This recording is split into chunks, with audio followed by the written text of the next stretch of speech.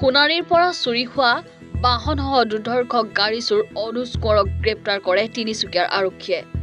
চৰাইদেউ জুতুলনি গাঁৱৰ তিলেশ্বৰ লাহনৰ পুত্ৰৰ মৃত্যুৰ দিনা বন্ধুৰ ভেখেৰে মৃতকৰ ঘৰত সমবেদনা জনাবলৈ আহি গৃহস্থৰ AS04 KU 3149 নম্বৰৰ হুণ্ডাই ইয়ন বাহনখন চুৰি কৰি নিছিল মৰাণৰ দুৰ্ধৰ্ষ গাড়ী চোৰ অনুজ কোঁৱৰে।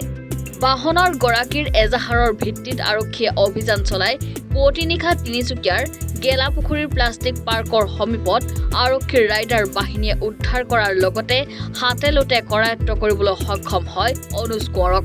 দুৰ্ধৰ্ষ গাড়ী চোৰটোৱে উজনি অসমত গাড়ী চুৰিৰে এক প্ৰকাৰৰ সন্ত্ৰাসৰ সৃষ্টি কৰি আহিছে। ইতিমধ্যে তিনিচুকীয়া আৰক্ষীৰ পৰা সোণাৰী আৰক্ষীয়ে চমজি লৈছে দুৰ্ধৰ্ষ চোৰটোক। ইতিমধ্যে আৰক্ষীয়ে জেৰা অব্যাহত ৰাখিছে। Bureau report, any Bharat 24।